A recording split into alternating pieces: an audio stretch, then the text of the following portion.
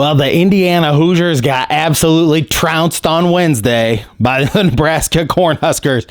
We're going to talk about how they got beat so badly right now. Let's get into it. 1 for 3 on the way. Oh! Long time. So if you're like me, you were watching this IU game on Wednesday night. You're thinking, going into the game, I'm thinking initially, Nebraska, they might be a little bit better than they've always been because they've always been kind of bad.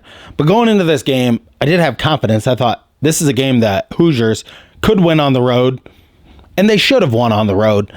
But Nebraska really took it to the Hoosiers in every way possible. It was just a barnstorm from that Japanese guy throwing in 3-pointers. He scored 28 points in the game. Rebounding, free throws, blocking out. I'm going to tell you, these are the things that are just driving me nuts about watching this Indiana team play. Nobody ever blocks out. They never do. Like, they don't block out. If you are guarding your guy around the 3-point line and the shot goes up, turn around, put your ass cheeks against them. It has to be contact. You have to feel where that guy is. You have to turn around and put yourself into him. So you can control where they're going to go, and you can feel you're going to get to the ball before that. It's just the most simple thing ever. You don't have to be athletic to block out. You don't have to have long arms to block out. You don't have to have some genius IQ. It's just a matter of the coaches telling you to do it. And if you don't do it, you're going to get pulled out of the game. That's it. The things that are drive me nuts about this team are things that are very easily correctable.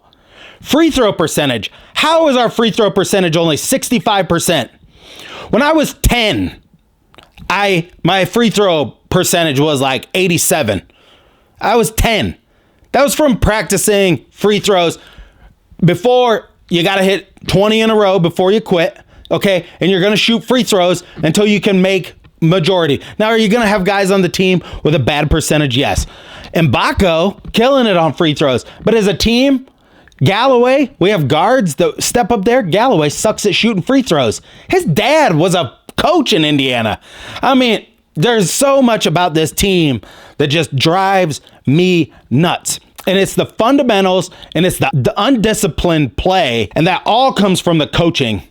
I mean, as Mike Woodson goes out there after the Kansas game, goes out to a bar. He just scheduled that game in New York City so he could show off to all of his big-time friends. Because after the Kansas game, after they got beat, he goes out and is seen, drinking scotch on the rocks or something. I don't remember exactly from the article, and smoking cigars with his buddies and all of his assistant coaches, that I really feel like his assistant coaches really don't care about coaching this team. They care about showing up to a game with fancy suits on and looking like a somebody.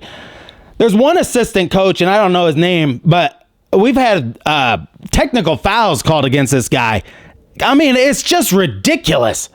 I mean, you never saw, and I don't really want to go there, but you never saw assistant coaches getting, you think Ron Garl's going to cross Bob Knight on that team? I don't think so.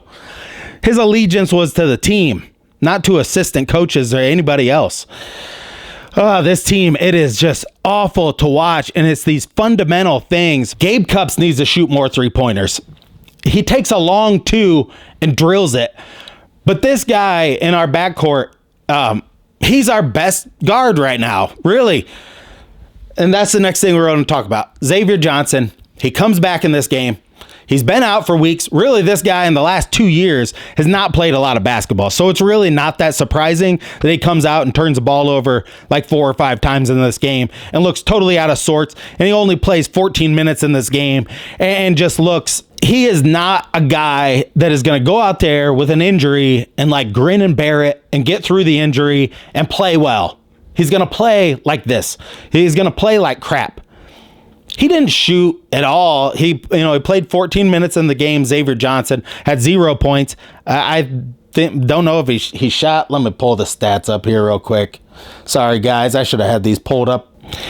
Yeah, Xavier Johnson, 2 rebounds, 3 assists, 0 points, and 4 turnovers. The stats in this game are they're baffling. 19 turnovers for the team. Like, you're not going to win any games doing that. And I mean, one thing to be positive, they've not been a team that's turned the ball over a lot. So that was kind of an anomaly. I don't know. Xavier Johnson, I mean, you could put some of those on him, and he hasn't played in a long time, and he's turning the ball over, at a higher rate. So overall in this game, there are so many things to correct on Indiana's team. The 3-point defense. When the ball is on the strong side of the court, like, go back and rewatch Caleb Banks. Like, Caleb Banks fouled the guy on the 3-pointer. Our guys have a tendency when they're on the weak side, they don't stay with their guy. They start to fade into the middle. Then when the ball gets reversed and thrown over to the weak side, have trouble closing that out because you got too far to the middle.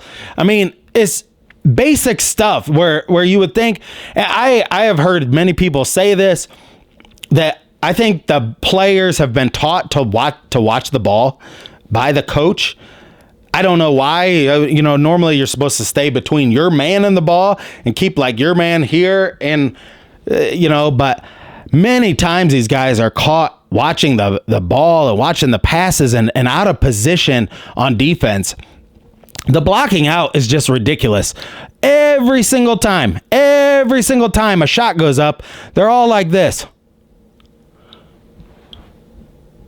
You know one thing? You can follow a ball with your neck, but you can block out by moving your feet and getting in front of the guy. You know what? I'm going to show you how to do it right here. It's so simple. And I've been laid up with sciatica pain for a few days, and I can do it. This part of your body, and then just move backwards, okay? I remember a coach telling me that in 2nd grade. He said, block out. I said, well, he reached over me. That's what I said. I was in 2nd grade, And he showed me something. Points per game allowed. Wiltshire with the... All right, a couple of these plays here. Renew not blocking out. This guy blocking out on Renew, which looked really, that's how it's done. So just a couple of examples here of how they just not doing the fundamental things right in this game. Mast going to work inside. Do we have coaching in basketball?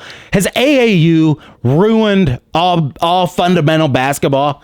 The only place where you can watch fundamental basketball these days, really, is watching the college women's play. They play really fundamental because they can't just out-athletic people. This is what's happened. AAU takes people like, and I don't really want to throw a bunch of names out there, but I'm going to. Mackenzie Mbako. I mean, AAU, and tons of these guys are on teams this year that are 4- and 5-star players. They blow smoke up these people's asses because they're tall and athletic. Oh, you're 6'8", you got this wingspan, blah, blah, blah. And then they're not coached. They're just not coached at all. They don't know how to be coached because it's never happened for them. I mean, to me, it's a travesty because everything... there's just a right and wrong way to do everything. And I think people in Indiana that love Indiana basketball are the people that really realize that. But sorry, I don't want to go on these long rants because it is just one game and they do play Ohio State tomorrow. So we have a chance. We got some snow moving in. So it's going to be a fun weekend in the Midwest. Might be getting a couple inches of snow. But I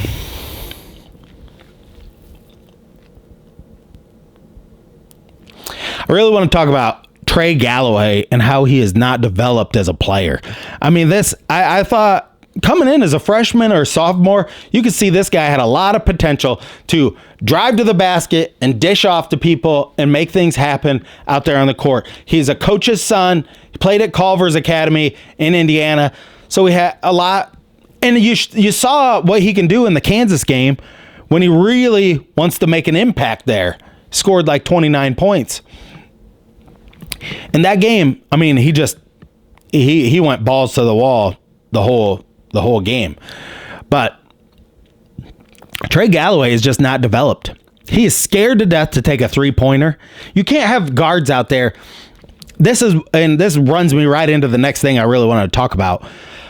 Catching the ball flat-footed around the 3-point line, it signifies to the defense you're not going to shoot it at all. I mean, when you're catching it out there and you don't look like you're looking to shoot at all, they don't care. I mean, they just don't care. Gabe Cupps, if you're open for a 3, take it. If the ball reverses and comes your way, you got to be ready to shoot. You got to be ready to shoot. Catch and shoot. I mean, we don't run plays for guys that shoot the ball from the outside. We only run plays to get the ball into the post. And then this comes to my next problem. So the past game, Ware was out the past game. Over these past couple of games, Malik Renew has absolutely just killed it. He has been by far the best player on IU. Go to the Nebraska game. Okay, now Ware is back. Now how can we have both of these guys out there at the same time? He's down around the basket. Renew wants to play around the basket. These guys, they got to clear out or something. You got to give Renew the spot in the lane to be able to move. And it's just not happening. That game, every time they were trying to get the ball into Renew, the ball was getting stolen away, or they weren't able to make entry passes, or they weren't able to do this and that. It was unbelievable.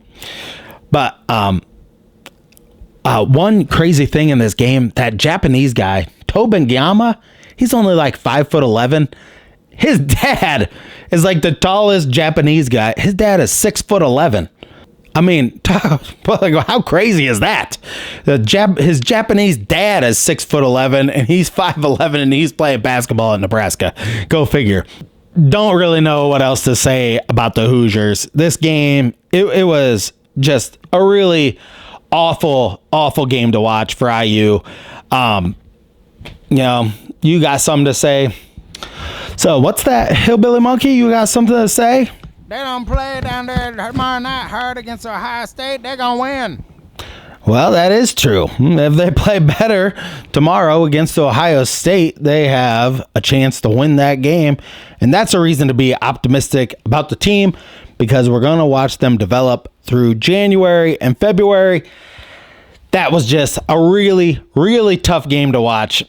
So thank you for listening to my rant about the Hoosiers. Go Hoosiers. Beat Ohio State tomorrow night. Get back at home. Get that good feeling of being in the assembly hall again, and bring back the victory. Beat Ohio State, because they have a lot of winnable games, and the Big Ten is not that strong, but they have got to put it together. Let's go Hoosiers and Colts tomorrow night. Thank you for everybody for joining me. Thank you, Hillbilly Monkey, and until next time, stay classy out there, Colts and Hoosier fans.